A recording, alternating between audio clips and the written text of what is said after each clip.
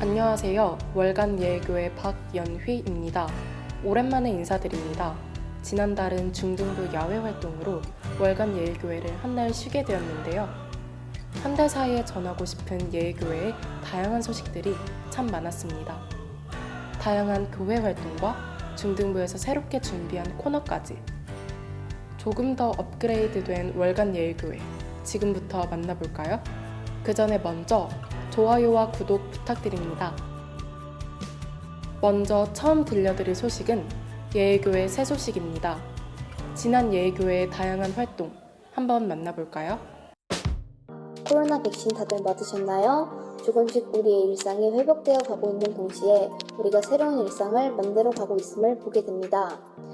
지난달에는 예일교회에서 새롭게 준비한 수다방이 시작되었는데요. 예일교회 수다방은 우리가 삶 속에서 고민하고 느꼈던 다양한 주제들을 함께 나누며 서로에 대해 몰랐던 것들을 알게 되고 각자 경험한 은혜도 듣게 되는 것 같습니다.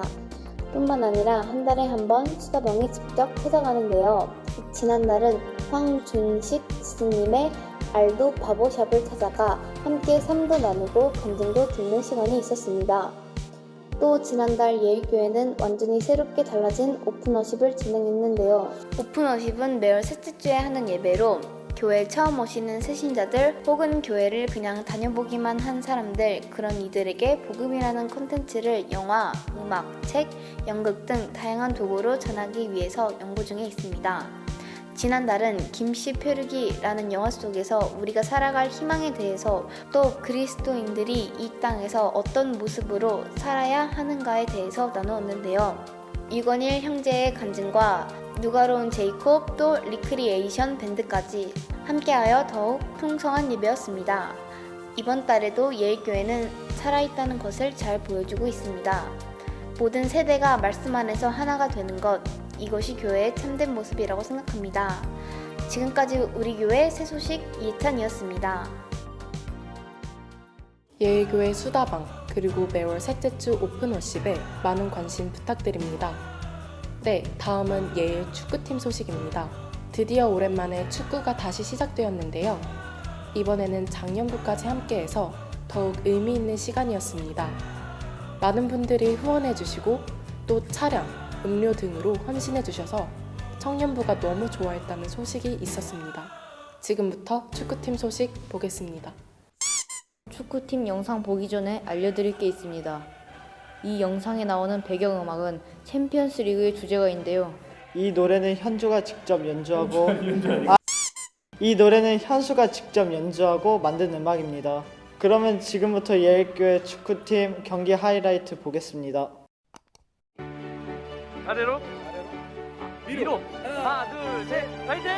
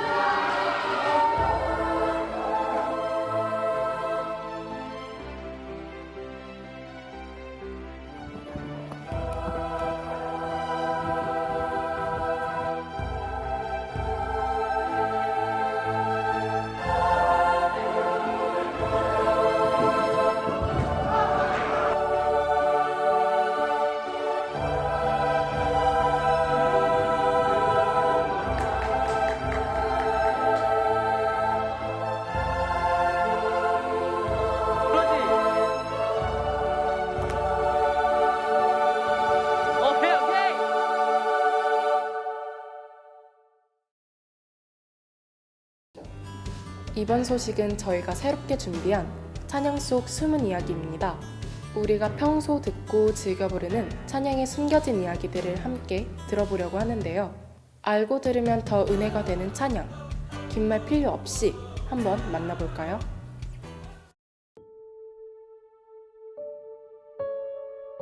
오늘 들려드릴 찬양은 찬송가 413장 내 평생에 가는 길이라는 찬양입니다. 이 찬양은 영국 출신의 미국인 스패포드라는 사람이 가사를 썼습니다. 이 찬양의 후렴 부분을 보면 내 영혼 평안해, 내 영혼 평안해 라는 가사를 볼 수가 있습니다. 그래서 아무 걱정 없이 그저 즐거운 마음으로 가사를 썼을 거라는 생각을 하게 합니다. 하지만 스패포드가 이 가사를 쓸 때 그의 삶의 상황은 그다지 평안하지 않았습니다. 스패포드의 삶을 보면 마치 구약의 욥을 보는 것 같습니다. 스패포드는 성실히 자신의 사업을 잘 운영하던 도중에 시카고대 화재로 사업장을 잃게 되었습니다. 뿐만 아니라 그 해의 첫째 아들은 성홍열이라는 병으로 인해서 목의 통증, 고열, 전신 발진 등의 고통을 겪고 있었습니다. 이런 상황에서 설상가상으로 아내까지 아프게 되고 의사는 아내에게 요양을 권유하게 됩니다. 그렇게 스패포드는 사업을 잃고 아픈 아들과 아내와 함께 12일 정도 걸리는 배를 타고 영국으로 향했습니다. 그런데 배를 탄 지 일주일 후 스패포드와 그의 가족이 탄 배가 다른 배와 충돌하여 226명이 현장에서 죽고 47명만 구조되게 됩니다. 그러나 이 47명에는 스패포드와 그의 아내만 구출을 받고 자녀들이 모두 죽게 됩니다. 영국에서 겨우 구조된 아내가 친 전보는 이러했습니다. 혼자 살았음. 아내와 함께 미국으로 돌아오던 중 선장은 이렇게 말했습니다.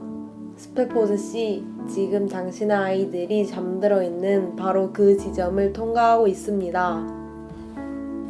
스패포드는 가슴을 부여잡고 밤새 하나님께 부르짖었다고 합니다. 그때 그에게 떠오른 말씀이 바로 빌립보서 4장 6절에서 7절이었습니다.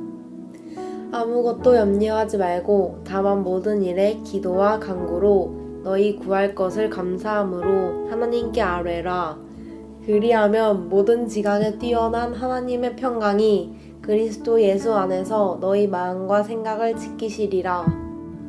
이 찬양은 그저 내 마음이 평안하다는 찬양이 아닙니다. 내가 이해할 수 없는 상황에 있을지라도 나는 하나님으로부터 위로를 경험하는 찬양입니다. 상황이 아니라 하나님이 함께 하셔서 내 마음과 생각이 상황을 뛰어넘어 하나님을 향하게 된다는 의미의 찬양입니다. 어려운 상황 가운데, 이해할 수 없는 상황 가운데 있으신가요? 그렇다면 스패포드의 고백처럼 상황이 아니라 말씀이 주는 하나님의 위로, 하나님의 평안을 우리가 함께 경험했으면 좋겠습니다.